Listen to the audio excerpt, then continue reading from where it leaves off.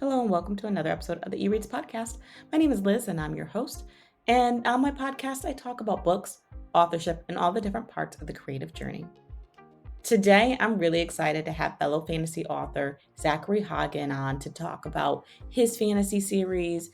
We talk about character development, which is probably one of my favorite parts of storytelling. And he really helps us explore how character development is critical to series and how his storytelling process really focused on character development to push the series along. So, now that you know a little bit about Zachary, let us jump right into the episode so you can learn more about him and his series. Zachary, welcome to the podcast. How are you? I'm great. Thank you so much for having me on today. Yes, I'm really excited to talk all things about your books and, you're working on book 4 and how you manage everything. But I thought I would start with what I like to call a bookish question, just something light and fun to get rolling. So, you ready? I'm ready. All right. So you have your series, the Eternal Chronicles, and there's 3 books out already. And it got me thinking, what is, when you are being a reader, what is the perfect series length? So you have there's 2 books, 3, some get up to 20, 30, and so on. So for you, what is the perfect series length? I think it totally depends on the type of story being told. I think that 3 and 5 part series are kind of sweet spots. I don't know why odd numbers work for me there, but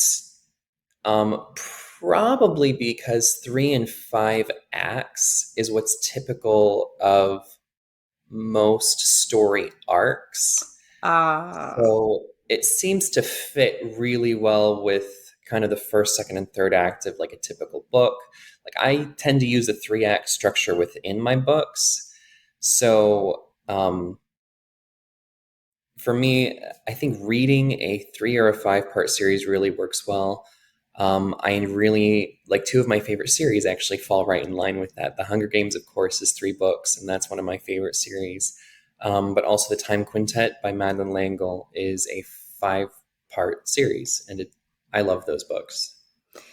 Yeah, you know what? I have to agree. I think 3 and 5 is a nice sweet spot because I feel like 2 is not enough. I feel like I like series because you get to hang out with the characters and, even now that I'm thinking about it, I like TV series that are long because you get to hang out with the characters. So I think 3 and 5 is perfect. You're not getting stale. It feels it's just, yeah, I like that 3 and 5. Yeah, absolutely. Well, you have a series. How long is this going to be? I am planning on 5 books for this initial series. I already have the 5th one kind of plotted out and ready to. Nice. I'm done with book 4. But I'm open to doing more books as sort of a side series if it ends up becoming really popular at some point. Right now, I'm still waiting for that kind of launch where it gets really popular, but little by little, talking about it, promoting it. Absolutely. Before I ask you more about the promoting and how things are going, I'm curious, how did you get started? How did you go from reading to, what, I want to write? How did this happen? Well, I've always known that I wanted to write in some capacity. I remember putting together little books as a kid. There was a bunch of papers stapled together with nonsensical words strewn in there because I was 5 or 6 and my sentences were non-coherent in writing. But the journey really started, I think, when I was in college, and I started going through creative writing classes because I got a minor in English with an emphasis in creative writing because most of my classes were focused on literature and writing for that minor. And I actually started Eternity's Well in my advanced creative writing class my senior year. Wow. Okay. So when you started writing in this creative writing class, did you immediately know this is a series? Did you put it away? How was that? I thought maybe it could turn into a trilogy, but I didn't know that it was a series really until I came back to writing it when I got sick and had to leave my first teaching job. Mm, Um, and I recovered, but I still didn't have anything to do. I mean, I had my severance pay, so I didn't have to get another job. So I thought, well, I have this half finished project. yeah. I can use the time to write. And as I kind of initially, I was trying to pants it, I was trying to kind of write it off the cuff. But I thought, okay, I've never finished a book before. Maybe I'm a person that needs to plot it. Yeah. So I did, and I realized this is a much bigger arc than will fit in one book. So I expanded it, and initially I thought it was going to be three books, but then book three was bigger than it needed to be, and then book four was bigger. I mean, book four is starting to look like it's going to be the longest one in the series so far. And there was no way to fit all that into three books, so it expanded to five. Oh my goodness. But I kind of like that progression as far as length. I think sometimes people go too long with book one. And again, unless you really have, the characters, they have this arc and whatever, I think that can be really hard. I think it's nice to give people like a little taste and then you kind of get longer and longer because now they're invested. So I'm really excited to hear about that structure. Yeah, and you know, they're epic fantasies, but they're also meant to be YA style books. They're definitely accessible to younger kids, but the themes I think are universal and able to resonate with a wide range of people. Um, but if you're writing for a teenager, they don't have the time in their schedule to read a 1,500-page book Yeah. unless they are just a voracious reader. Like I read The Inheritance Cycle when I was in middle school and high school, but that was also my favorite thing to do was to read. So Yeah, I was thinking like, yeah, like back in the day, like there wasn't all these distractions or demand. So it was really easy to like bang out like these long books. But like now, like teenagers are almost like many adults with their expectations. So it is pretty hard yeah, competing to with finish that. TikTok. Hmm. So shorter than really long epics like Lord of the Rings or Inheritance, but long enough that it still fits with the demands of the genre. Hmm. And so you mentioned you write epic fantasy, which always blows my mind because those books they are packed with depth in story. How was that tackling epic fantasy, especially as your first novel writing project? I think that I'm so grateful for the commentary that has been out there on writing and story in all its forms. Um, I was a huge fan of The Last Airbender growing up, and Avatar with the Blue People. Ironically, they share a name, but they also share an incredibly rich world building. And reading about how those things kind of happened and how it was done really helped to get a sense for the scale of what it meant to build a world. So even though it doesn't go into extreme detail in the books, I have a very good idea of what the cultures of the different nations are and cultural customs. And while it's not the focus, it's there as a backdrop, which makes writing within that world a lot easier. Oh, nice and really exciting too because there's all these different things you can pull from. Mhm. Please tell us about your world and your story. Who do we follow? What's going on in it? Sure. So the series follows predominantly three main characters that turns into four in book two. Elior is at first, he's this very insecure, kind of whiny protagonist that, eh, and I was told this, I didn't realize how whiny he was until I had students read the book and comment on it. But he goes through this evolution of being a young adult, just entered his early 20s, very lonely because he lost his brother in a freak accident that transported him to another dimension that he can't get to in the first book. And he has to figure out how to move beyond just being within himself to looking outward to be able to solve the problem. Um, and then you have Opal, who starts out as a princess, quickly becomes a queen when her father dies, and then she has this legacy to protect and this huge expectation to be something that she doesn't quite feel prepared to be. Yeah. Um, and then Nyx is a merman who is cursed and has his tail taken away, and he's forced to become a land dweller. No. Yeah. So I, Wait, so I'm already invested because like there's all this depth. Okay, so he loses his tail. First of all, also yeah, I love the names of these characters, by the way.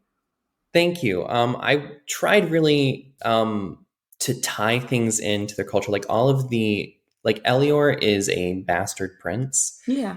and so all of the royal characters in Vidania, the human nation in the books, all of their names start with all the males start with EL, and all the females start with E. I don't know if it's EM. I need to look back at some of the names, but all of the males start with EL, and I know all of the female characters at least start with E. Oh, that's clever. So Oh, that's a it's clever world building thing. Yeah. family lineage. And their family name is Barvadanya, so sons of Adanya. So it's all very culturally connected. And then Nyx means water spirit. And Oh. a lot of the dwarven names, which Opal is a dwarf, a lot of them are either gemstones or types of rock, or Oh. either in this language or another. So I pulled a lot from different cultures and tied in some Spanish to some of the names because I'm Cuban, and added islands and things like that in there to really kind of put my culture in there. The dedication of my first book is to my wife, and it's written in Spanish. So Oh, nice. Oh, I love that there's so much depth just on the names, and then I can imagine the different themes. But I'm also curious because you mentioned like your students have read. How has that experience been, um, having that feedback in almost like real time? it's really exciting to see people both enjoy and critique the work because, of course, when my second year teaching, I had my students actually read the book for class, because we were focusing on reading to learn. And I Yeah. thought, well, I know exactly what the answers are. So I have to work a little less hard to really understand this book since I do already. Um, and it was interesting seeing the vast range of opinions. Like, even kids who didn't really love fantasy were enjoying it. Oh, Of nice. course, there were some that had complaints about it, and I gave them extra credit for giving reviews to the books. I thought, why not? And so Right? I got a few bad reviews from that process, but you know what? I was like, it's fine. Actually, bad reviews add legitimacy because if they're all 4 and 5 star reviews, everyone thinks it's just family and friends. So the Mhm. first 1 star review I got, I was like, yes, it looks like people who don't know me are reading this. Um, which is That's a great. really good reframe and a really good way to look at it. So yeah, definitely authors take that attitude. I love that. Yeah, I mean, reviews, they're just opinions. Ultimately, actually, I've bought some books because of the bad reviews because they highlighted some things that they didn't like, but that I knew that I would love. So to me, Mhm. there is no bad review. Oh, I love that. Love that, love that. But also, I'm curious, teaching is a hard job. It takes up a Yeah. lot of your day. You know, how do you balance all that? I'm sure, people listening are always kind of like, I don't have time to write, I can't take this on. But you have this demanding job and you still manage to write. What did you do to kind of balance all of that? Yeah, I think actually teaching almost helps with that in a sense because when you're teaching a class, you have either a curriculum or a set of standards that you're trying to instill over the course of a semester or a year, and you have to break it into bite sized chunks. You can't sit down and write a 90,000 word novel in an afternoon. it's something that you're going to do over 3 to 12 months, really, maybe longer. But really, 3 to 12 months is where I've been in my writing journey with these books. Um, and you have to break it up into pieces. So I will do writing sprints about 25 minutes a piece. I'll try to, ideally, when I'm functioning at my peak as a writer, I'm doing that 3 to 4 times a day and cranking out about 2,200 to 3,500 words a day, Oh, depending on nice. where that's at. And that's not something that everyone can or should do. I just really, I'm a fast typer and I plot the book so I already know where it's going.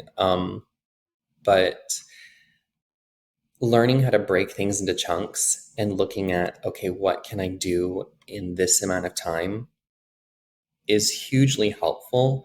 And those skill sets feed into each other because I have to manage my time and my students' time as a teacher. And as a writer, I have to manage my time and my scheduling for publishing, as well as all of the other aspects that go into that cover design, all the things that have to be done for a book to actually go to print. Absolutely. And are you self-publishing, or are you working with someone to help you in this process? What does that journey look like for you? I actually own a publishing house. So What? I'm sort of self Tell published. us more. Yeah, so I'm sort of self published in that my publishing house does my publishing. And it's small. Most time it's just me, but I do outsource some things. Um, and it's fun. It gives me a lot more control. Yeah. Um, because I think that what a lot of people don't realize when they get into writing is that a lot of these publishing houses have a very specific goal and frame of reference for what Mhm. they're wanting to put out. So if you have a particular story that you want to tell, it might be changed or influenced by a publisher. Whereas if you go with either an indie press or if you self publish, you get a lot more creative control. It's a lot more work. It's a lot more work. But um, to me, it's worth it because even if it might be harder to not have the corporate support, I get to tell the story exactly as I want it. Right. I And 1000% agree. Absolutely. That is super cool. For those listening, are you and maybe curious, are you taking submissions from, people who are looking for a publishing house? Are you keeping it smaller? Any words there? right now, we actually do have a project that we're working on slowly. I'm searching for an illustrator at the moment, right now, Oh, for a cool. book that I'm working with an author with. I've done the editing, but it's a children's book, so it needs pictures and it needs formatting. So I'm looking for the right art style for that at the moment. Oh my goodness, fun but also challenging. In you mentioned the edits, and I'm curious because you have this background in teaching and you've taken creative writing classes and things like that. How is the editing process for you? Like, is it scary? Is it not so bad? How is that process for you? Yeah, so for my first 3 books, I used an editor to do a lot of like the large scale editing. Now I can kind of step back from my book and see those things for myself. Good. Yeah. So I've done some of those edits for myself on the 4th book, and I have a really strong grasp of grammar. So I do a lot of that editing myself, and then I run it through an editing software to catch things that I miss because I'm going to miss things, but the computer doesn't. Sometimes it gets things wrong because it's a fantasy world and Oh there yeah. are unique structures that I adhere to as a creative choice that I don't take every suggestion, but I think finding an editing process is challenging, but once you've done it a couple times, you start to get into a rhythm for it. Very nice. It seems like this has been a really enjoyable process for yourself. What has been the like number one takeaway or number one thing that you've learned through this process? Goodness, I think it's just how easily it is for or not easily, how easy it is to put your heart on the page. Mm, Especially during my first book, having left my first teaching job and being sick and having all these kinds of things happening all at once, there was a conversation between a couple of the characters that was really almost like a prayer for me because it connected me to some deeper truths about the circumstances and kind of helped me to relax into what was happening and to know that I could move forward. And absolutely. I think that that continues to be the case. I always end up learning something about myself when I write a book from either a conversation or a passage or something that kind of says, I didn't know that was in my heart, but there it is on the page. Oh, So I I think love that, that. yeah, I think even if it's not journaling, writing can really help you to know yourself better. Oh, I wholeheartedly agree. Absolutely. It helps you know your strengths, your weaknesses, so much. Absolutely. Yay, that's like really exciting. Any details you could drop about book four? When is that coming out? Any details you want to share about that? Book four, I'm anticipating, because I got behind, I'm anticipating it to be out in November, like the last book. And it is the second to last book. It's the setup.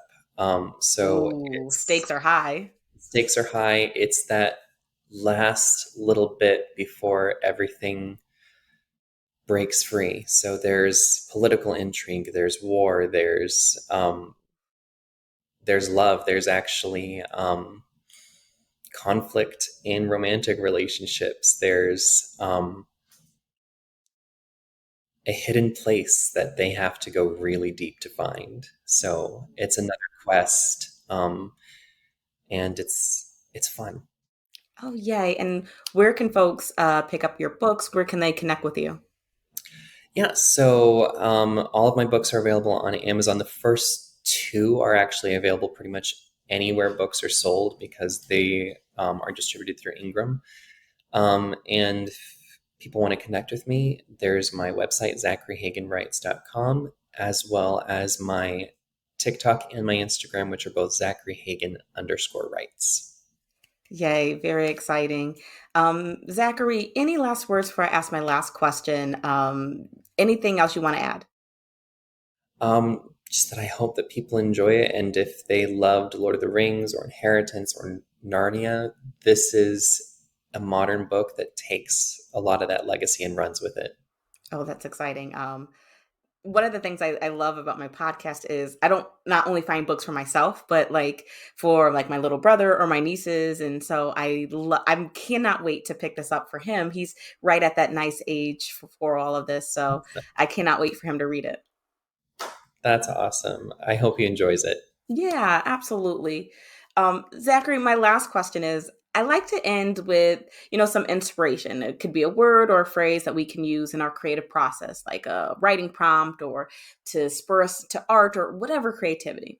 So if you had to leave us with a word or a phrase that we can use in a prompt, what would you use for us? My favorite phrase to use when I'm writing or plotting a story is what if, and then fill in the blank. I think that it's extremely liberating to be able to ask that freely and let your brain fill in the blanks without pushing too hard.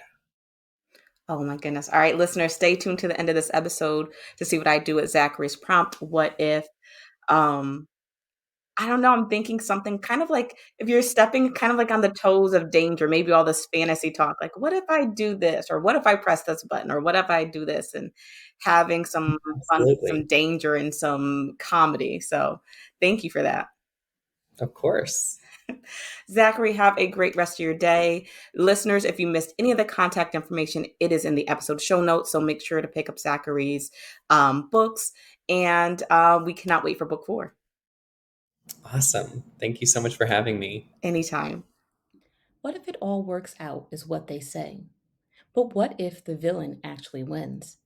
What happens when the sky turns black and evil reigns? What will humanity do when the hero lies crushed under the villain's foot?